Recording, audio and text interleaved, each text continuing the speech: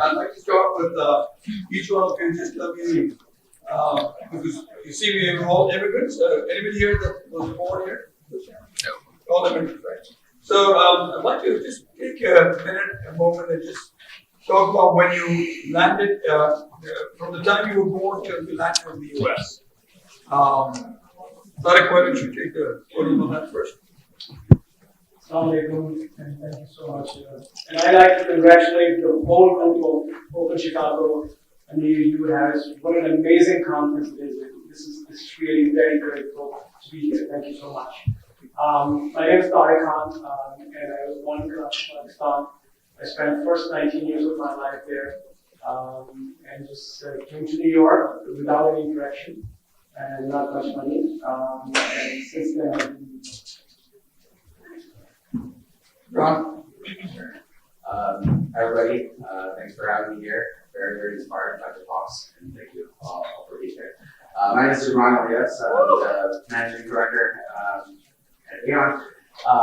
I was born and raised in Karachi. I came here when I was 14 and did my high school here and now my consulting career. Assalamu alaikum. I'm Amna Shah. I came here when I was 16, just for basic education. The reason for me migrating to the US was because I didn't see a future for myself in Karachi. I had a hunger in me that couldn't be sufficed there in my upcoming years. So that's why I came to the US as a student and then became an entrepreneur after 3 jobs. Yes, thanks. Hi, good afternoon, everyone. Thank you so much for coming. My name is Vivek Mehra. I'm the founder and CEO of ParkX, which is a technology company, parking related for the real estate.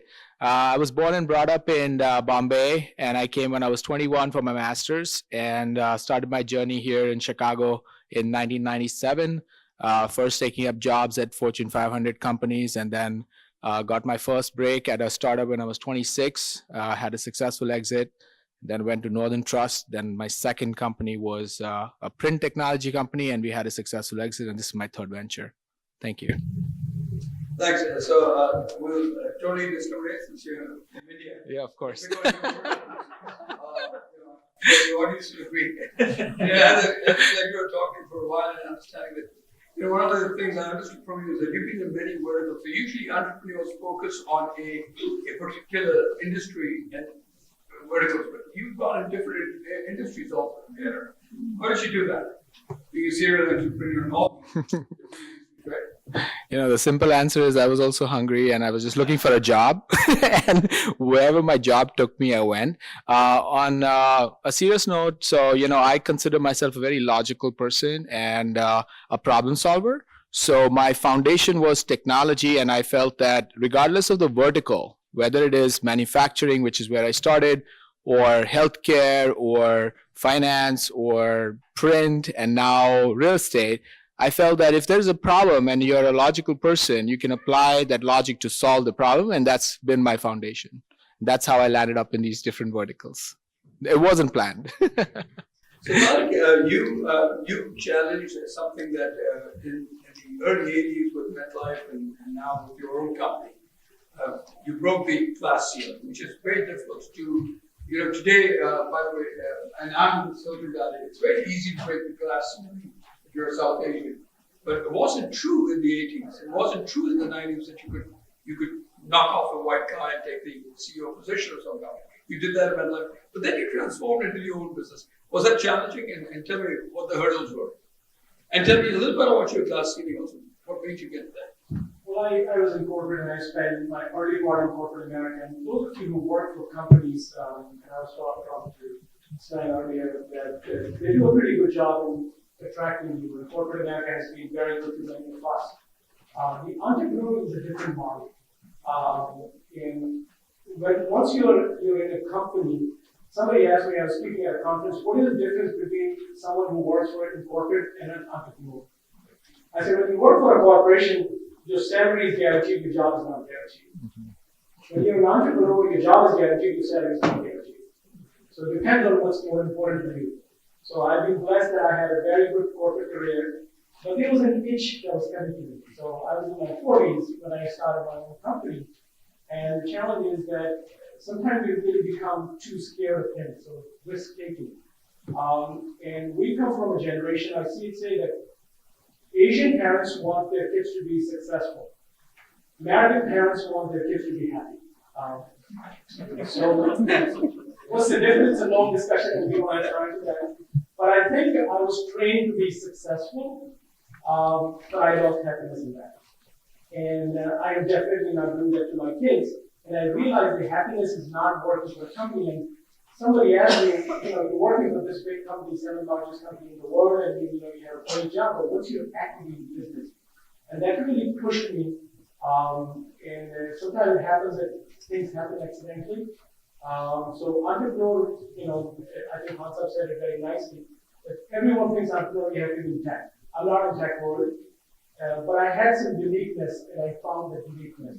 And initially there were a lot of bumps, but eventually things work out. So always challenge yourself, and don't be scared of things, and things will actually work out. Amna, is it Amna? Amna. Amna. So I'm not good with names as I get younger. I called her. I was trying to reach her, and we got a call. And I don't know what hour of the day it was in Sydney, Australia, which was 2 days ago. We went on for 2 hours, so it was amazing. So why don't you tell me a little bit about yourself, and yours? I mean, you have 3 challenges that exist today in the world, and as men evolve, and someday will evolve to a certain stage where we give women the same right and space and credibility. So you have that challenge, you're a woman. Then of course you're a Muslim. Then you're from Pakistan. That's 3. Right?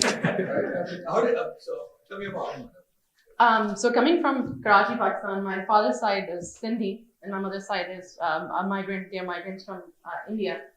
The biggest challenge was convincing them to come to the US after I was done with high school. And that was, I think, one of my biggest challenges.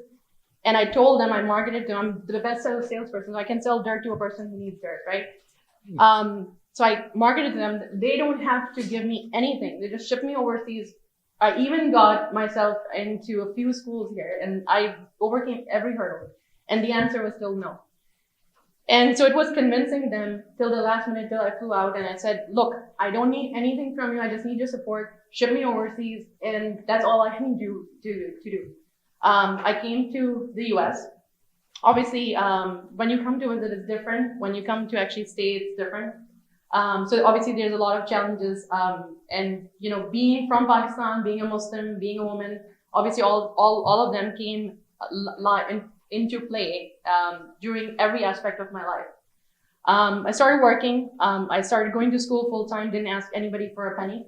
I went through associate's degree with international business. Did my bachelor's in accounting and financial management, and did my master's in accounting and financial management. And it was just by chance that I fell into the world of freight forwarding. And freight forwarding, if you don't know, it's a man's world. Trucking, containers, ships, it's all a man's world. There's not a lot of women in that area. And I became the youngest CFO in a multinational company, and it was traded on the SEC at the age of 19. So, my grandfather, who was ex-Royal Army, Navy, and he came to Pakistan with Pakistan Navy. All he wanted me to come to the US for is either go for my CSS exam in Pakistan or come to the US and become a doctor and engineer. There was no what if buts. He was the one who convinced my mother to send me here, and I enrolled in engineering school. I went to IIT for aerospace engineering, and after a semester I dropped out. I said, this is not for me. I hated organic chemistry. I couldn't stand organic chemistry, and I was like, this is not for me. And he wouldn't talk to me for a whole year. And overcoming those challenges as I went through life were the hardest. So, after the first 2 years, once I became the financial manager for the company I work for, not the CFO yet, I went back to Pakistan and I talked to him, and he said, so what do you earn? How much do you make? And I said, I make this amount. And he goes, oh, that's not bad. And I said, yes, it's not. And, so what do you do? Taxes every year? I'm like, no, we don't do taxes every year. I do a lot of things for these different companies that we have around the world, and this is what I do. And you don't have to be a doctor or engineer. You have to be passionate about what you do, and that's what's important, right? So he kind of learned from this, but he said you have to go for your CPA, no matter what. In your lifetime, you have to go for your CPA. So you have to have something in your hands that proves that you're, the best. Overcoming the challenges that Zain asked about, it's just as, I can't go above and beyond what Mr. Aslam Khan said, but it is definitely the hunger. You have to be hungry. You have to strive for what you want. And I did. And there are no barriers. Being a woman, being a Pakistani, being a Muslim are no barriers to any of this. This is just in our minds. You have to crack that ceiling. And if you can imagine this, if you can imagine what you want to be and you're passionate about it, there's nobody that can stop you. It's only you. It's in your mind. There's nobody else that's stopping you. So that's what it is. You tell that to Trump? I think he knows more than us. Gibran, I saved you for the last because you just smile and laugh and make everybody happier. And of course, you take a little more time than everybody anyway. So the floor is yours. Tell us your story. Sure. So I think when I was 12, 13, my brother was here in Chicago, and I was really I looked up to my brother all my life. So I really, really wanted to be here. So I remember we had my dad had applied for me, and we were delaying it year by year. But I really wanted to be here. I just thought because my brother is here, I'm going to come. And my uncle, who's actually sitting in the audience, he is a very successful entrepreneur. He's my colleague. So I knew that if I could get to America, I could actually do something, because I wasn't that good in studies. I was good in cricket, but that actually all it gave me was a huge tan that never gone away, and that made me seriously. And that was the whole family would say, what happened to this kid? The other kids are all white and fair, and look at this one.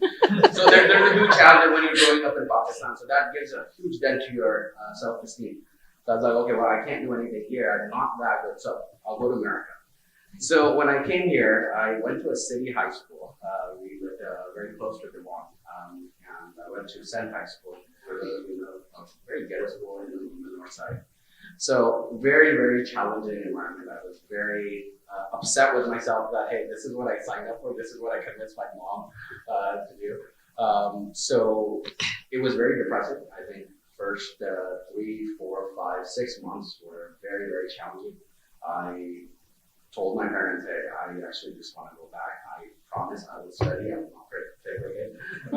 I will just getting back to my friends in Pakistan, because a lot of kids at my age who came, they were influenced by peer pressure. They were doing lots of things that we shouldn't do as a teenager, but I just didn't want to. So after some sad months, I think I remember an algebra class that I was in, and the Pakistani kids are really good at math, right? So here high school math is not challenging, that challenging. So I remember this line from my teacher, hey, this Pakistani kid is really good at math, it's the best I've seen.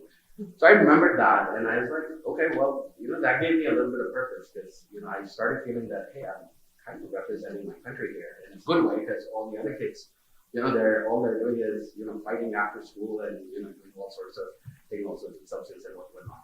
So I think that was like a breakaway moment when I felt like, hey, that I'm not just here for myself. I'm representing my family. I'm representing my country, and everything that I did, that just was in that line, the self-esteem line, and making the country proud, making the family proud.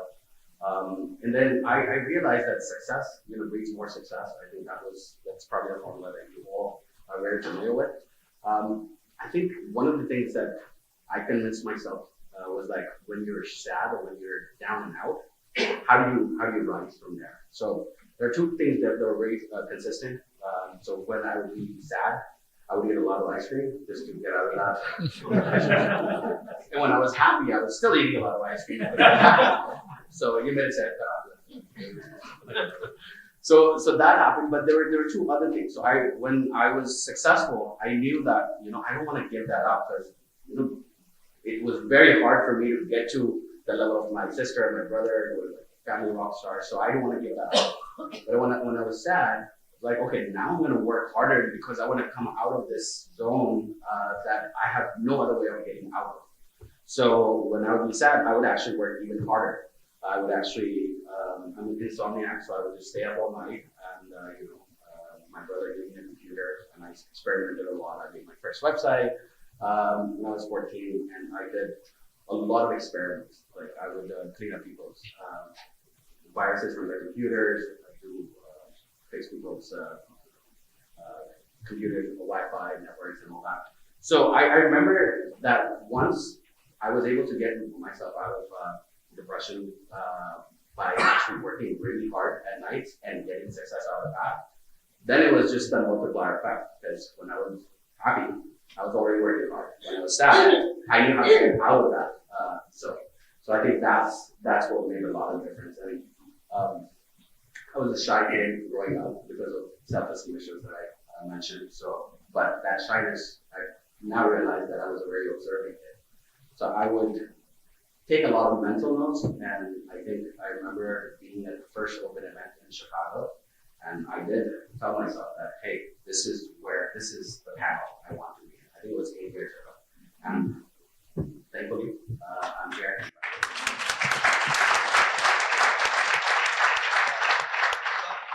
me ask you this. Biggest challenges of being self-employed versus being employed? I think that, and I just want to And say it in the tune of the audience that may be thinking about making that mistake. I just want to take a step back and think about, a lot of times we discourage ourselves. So if you ask anyone, who are you most thankful to in your life? We'll say our parents, and we must be, and our friends, and this person helped me this. I am most thankful to the people who have rejected me in their life. Because they create the tenacity. I remember the first job when I was in college I had, and I wanted to be in sales. And the person told me to work in the warehouse. And he said, well, you cannot be in sales. And I just kept a mental note. And that person created a tenacity. And I said, no, I have to sell. I remember in college, because I was never a good student through school. And if you think about it, thanks to social media now, you can connect with your high school and your elementary school friends. Unless you're a doctor and engineer, but all the class toppers, they're doing okay. But those who are always in trouble, those kids, they are doing phenomenal. So don't judge people's class performance and then really realize that. So make sure that you're always people who are rejecting you or they're thinking that you're really not much of a value, they are doing you a favor. So always be thankful to that people. Now, when you run your own business, there are different challenges. The best thing is that if someone say, hey, I want to be a CEO, you can be a CEO, start your own company, right? But it comes with the responsibility. Opening your business or starting your business is an unpaid debt. And I think someone said earlier, the most valuable asset that we have is not our knowledge or intelligence. It's knowledge is good, but until you apply that knowledge, it's completely useless. If you have the knowledge of all the lottery tickets for the next 10 years and you don't tell anyone and don't play, it's useless, right? But once you use your insight and convert that into intelligence, it becomes useful. Now, wisdom is something that you cannot have. Knowledge and intelligence you can learn. But wisdom, you have it or you don't have it, right? I don't have wisdom. I realized that all the time ago. Einstein had wisdom, many people. So when you're an average person, how do you find the uniqueness, right? And how do you translate that you surround yourself with people who can really compliment you and learn from them. And the day you think that you have learned everything, that's probably the end of the tunnel for you. And right now I see people, so everything has a good side and a bad side. So social media is great, but it could be the most dangerous epidemic. I know people who are so busy all day long, and from midnight to 3 a.m., they have an army of people who are sending you things which are completely useless, right? So how are you utilizing your time? I know people who spend 4 to 6 hours on social media just watching YouTube. Okay, that's great. But it's like drinking soup with a fork. You're looking busy, but you're not doing anything in your life. So how when you're an entrepreneur, your time is yours. No one is paying you for that time. So you need to see that how you utilize your time and putting in a valuable asset that can really be translated into whatever the goal is. And money is not always the goal. And you and I were talking about it. There's a time that you want to make money, and that's good. But what's more fun is when you want to give back. And then that's what important. But in order to give back, you must make money. So, I'm wasting my time. Vic, on your side is, I'm sure you've had challenges. And pick one out and say, this was really, and how did you combat it? Oh, and were you successful? Or did you say, let's take it off? Yeah. There's obviously some similarity in stories here. And for me also, I actually am thankful for the no's I got. When I started my career, it's very hard, first of all, to get a job. I was doing it at a time when, there was the whole dot-com bust and all those things going on. And I started in the manufacturing space with Navistar here in Naperville area. But then after that, when I wanted to step into healthcare space, everybody was like, well, you have no idea about healthcare. You don't even know what HIPAA stands for, which, it's so true. And, I said, hey, listen, I'm hardworking. I'm passionate about technology, and I'm cheap. So give me a chance and I'll work really hard and make this happen for you. But the commonality was that, so when I went to healthcare, these were people, they were wonderful folks from Buffalo Grove, suburb of Chicago, of course, and they had left Baxter. They were Baxter executives, and they gave me a chance when I was 26 years old. And I worked really hard, put together, I architected the system. This was before the smartphones came around, so it was on an HP Palm device. I don't know how many of you are familiar with the Palm Pilot. So we built, a website, web-based, and a, Palm Pilot-based application to track patient history. And these patients were, patients who suffered from hemophilia, which is genetic disorder. Now I can talk smart today about it. I didn't know what hemophilia was. I didn't know HIPAA. I didn't know any of this. So, but that no, and then combating that no with saying, no, give me a chance. I'll make it work. And then after that, I went to finance. It was just, we sold that company, and then I was basically looking for a job at 29, didn't have the confidence to start my own venture by myself. So I went looking for a job. I went to Northern Trust, which is a financial corporation here. And again, it was the same common theme. Well, it seems like you're somewhat smart in tech, but you have no idea about finance. You have no idea what a portfolio is, or what an index is.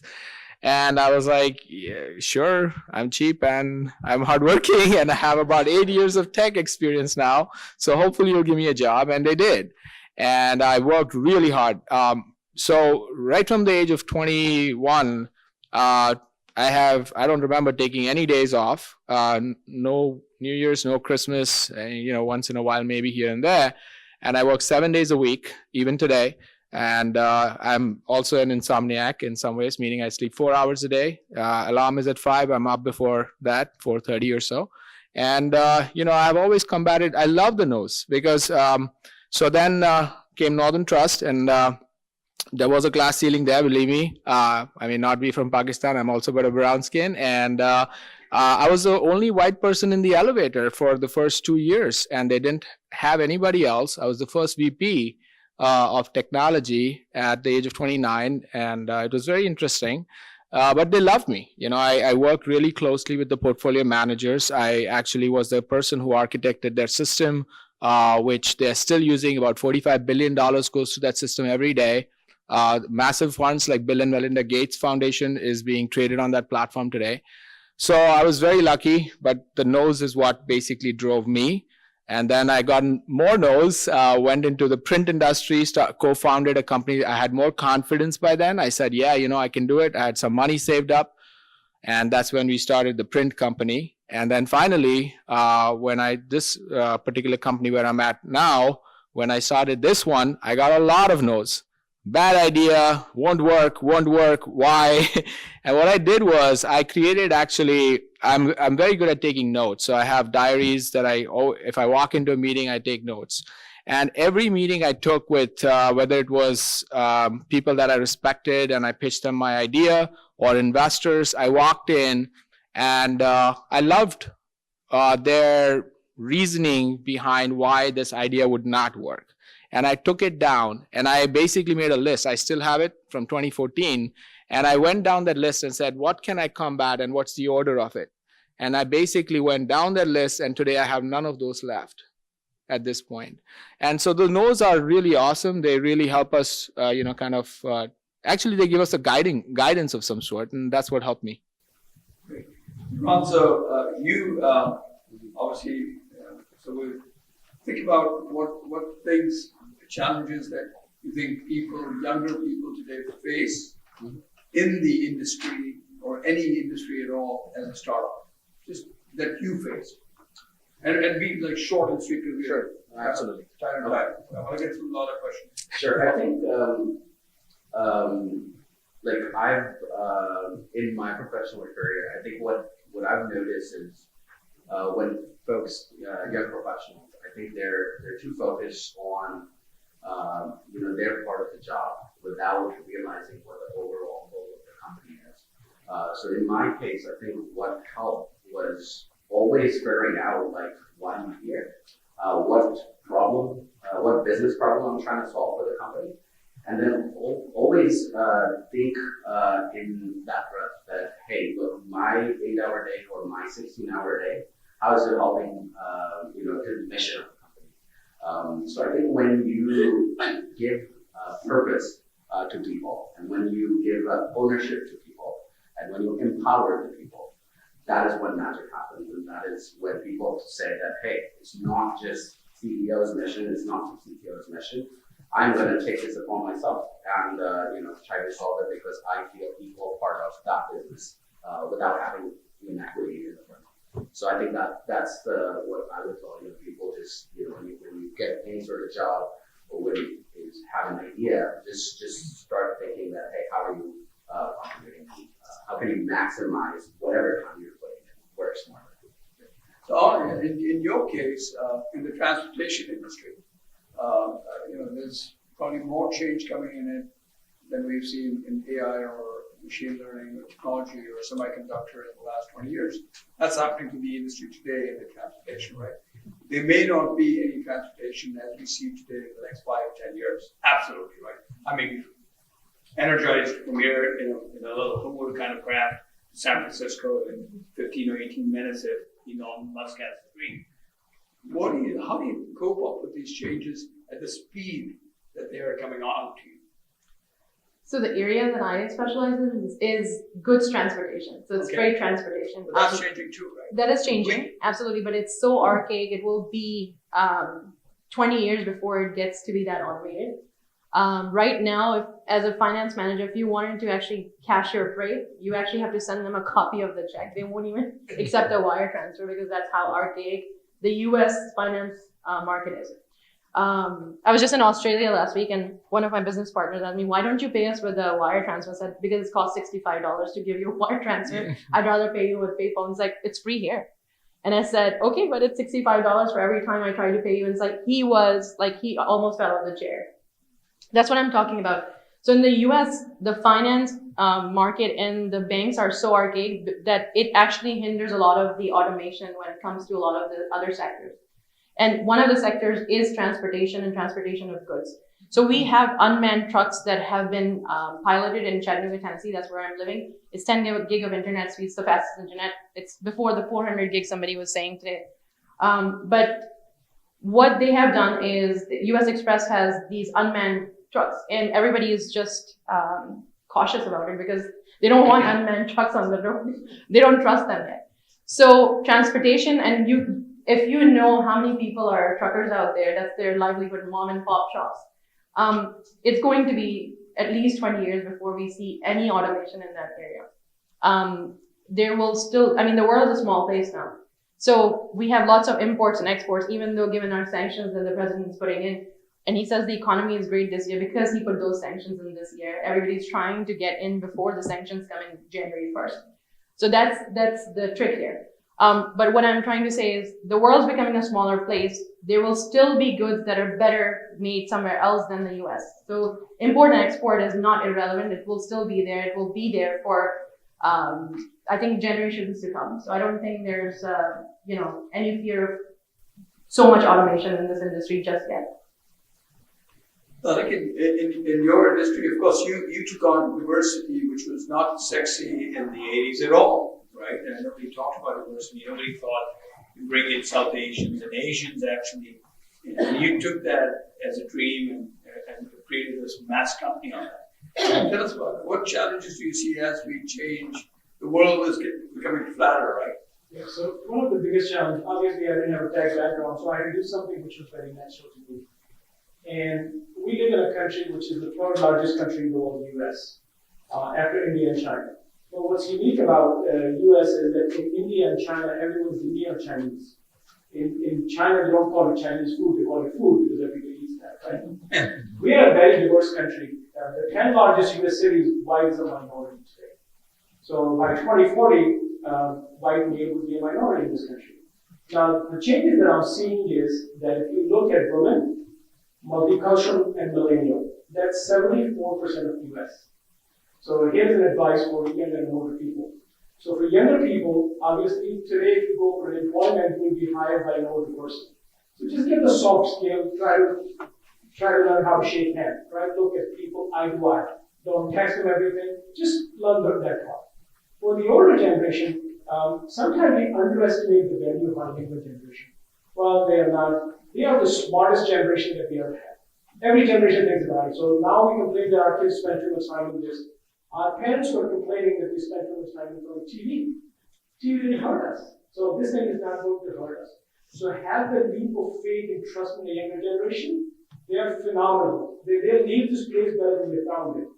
But try to understand them and don't challenge them with everything. The way we have, the reason I'm saying that the role of diversity is so important. So I teach in the graduate school at NYU. 80% of the graduate students in my classes are women or multicultural. What does that mean? That the next generation, most of us, will work for younger multicultural women. We need to understand that, and this would be a much better place in this world when that happens. Now, the mindset is not ready. Wait for the day when men will be in minority and their wages will be less than women. Oh my God, this will be fun to see. So we are a phenomenal country, but in this country, we have to wait till 2028 when women will be paid same for the same job as a man does. There are a lot of disparities. So from diversity, we're trying to fix that. It's not an easy thing, but this is the best place, America. No other country embraces diversity like we do. But this is a problem that people didn't realize. And entrepreneurship is always about solving a problem. And if the problem doesn't exist, then create one. And that's what we're trying to see, is trying to help companies that understand that women have a very important role. In the graduate classes, there are more women, it means they'll all be bosses, right? 40% of the small businesses are owned by women. So we all have to understand that how do we really prepare our workforce where women are in leadership role. And these young millennials, I think they'll do a phenomenal job. Thanks. Ram, so I didn't spend enough time with you to understand whether you took funding, you did it on your own cash or what. And so the pros and cons of how you did it and whether you did or not. So, I think I'm the odd one out in this panel because I'm the professional entrepreneur, if you may so call it. So I think it was different in my case. I was, as part of the corporate, I started from help desk, became an analyst. So it was a very ladder approach, but I think the key thing in my career was quick promotions. And the promotions were, I think part of the big reason for my promotion that I think was because I was very well-rounded. So it was not just about work for me. I think even when I have a lot of my cohort from Nepal here, and was here in Nishan, I remember this community when we were in college, we founded a Pakistani Student Association at Nepal. So we had some entrepreneurial experience and we knew how to navigate through people, through funding, through all those challenges. So I remember Mr. Rajor was sitting in the front row here, going to him and asking for $500 donation. And he was one of our first donations. So I do remember this struggle of I do remember the experience of maneuvering the challenges. I think the trick was, if I was doing a lot of other things, I wasn't getting tired. So if I was just doing that one thing, I would get bored. So when I would play cricket, I would come back, go into like my website development. I would do that, get very satisfactory results from that. Then I would go focus on my work, my day job. I would have satisfactory results there. So the whole loop was pretty satisfying. And I think that when you actually do a lot of things, and I remember doing a lot of community service. We used to run a radio station here in Chicago. It used to be called ABN Chicago. So experience around public speaking, broadcasting, that all. So when I actually got to my workplace, I think what my managers were promoting me, they always realized that, hey, this guy is excellent at what his day job is, but he can actually bring more to the table. So I was invited to a lot more events, a lot more management meetings. And I just came back from a management meeting, which I wasn't even supposed to be, but because I was a Cranes 49-40 last year, they said, hey, why don't we just try like hearing the out-of-the-box ideas? And we keep hearing that, you come up with a crazy idea that actually works. So now I actually gave a crazy idea, and now basically the CEO kind of said that, hey, we're going to be the only cyber solutions company in the world that could be a one-stop shop of not just mitigating risk and solving the IT cybersecurity risk, but quantifying risk and actually transferring the risk. So I think when a lot of my peers were talking about vulnerabilities and exploits and viruses, I was going there talking about the risk to the enterprise and how the organization can crumble if you have one data breach, and how the CEOs and the CTO's job could be at risk, and we saw that in many data breaches here. So I think that perspective of being with people like yourself and just being in front of a good company, I think that really helped. Thanks. Can I add to it? Yeah. So I was on a flight with Gibran recently to Toronto, and I tried to pitch him that he should start his own company, and he pleaded kids. He said, my wife can't take care of kids on their own, and I gave it to him because I can understand that. But I'm still working on it. I'm still working on him. I know, I'm still working on him. So maybe inshallah next year. Yeah. All right, let's open it up to questions. We've run out of time too. So. Hi, this is Muzal Malan, Vice President of Chicago. So I'll start the question. You guys have made it. How important for you guys to give back to the community? I know Gibran, you do a lot. I don't know about Tariq, Amna, and Vivek. How do you guys give back to the community? What you have achieved, you have to give back. I'm a big proponent of giving back and paying it forward, basically. I met Unez, citizen from Citizen Foundation. Like, I remember her name. Vouch for Amna, she just donated the school to the Citizens Foundation. But I met her, she was on my deal, I didn't know. I actually don't, Mr. Daniel Nurani has asked me to come and meet him, and I don't have the time to, but, you do things and you don't expect things back. That's what it is. And I was sitting next to her, and she said, I've seen your name, like, you must have seen it on the panel. And she said, no, I've seen your name somewhere. And she said, have you been paying? And I said, yeah, we used to, and now we have kind of started a school with you guys, so it's in the second quarter of it. And then aside from that, obviously we are on a board of directors of a small Islamic school in Chattanooga, Tennessee. So the idea is it's a middle school and a junior elementary school, so we want to bring it where it goes to the next level, where we can have a high school in the middle of Tennessee. And we have a fundraiser on November 17th for it, so I had them move the fundraiser a week ahead because we're definitely big proponents of community service, giving back to the communities, and that's big. I mean, when you achieve something, you have to pay it forward. You have to enable other people and bring them up. Well, my life is in three buckets. I spend about 60 to 70% of the time with my company. That's a money maker for me. About 20-30% in teaching, and I sit on 3 nonprofit boards and 1 profitable board.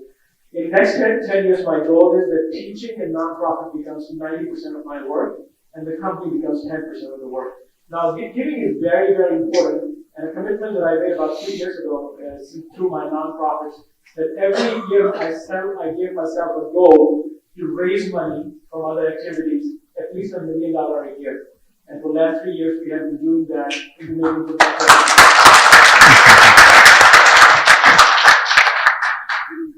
I think in short, I would say that every time I have given something, I've gotten, 3 times or 4 times more. I can't even quantify.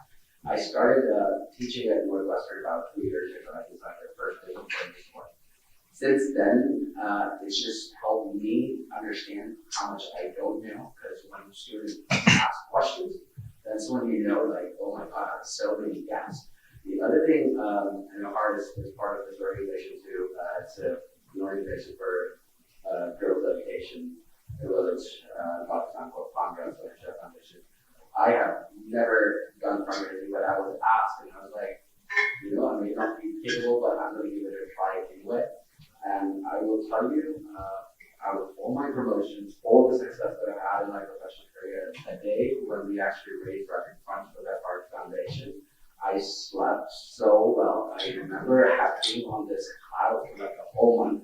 And I can tell you that that's the biggest high you can get when you actually go call people and you can put on that without expecting anything in return. That's the best thing you can do for yourself.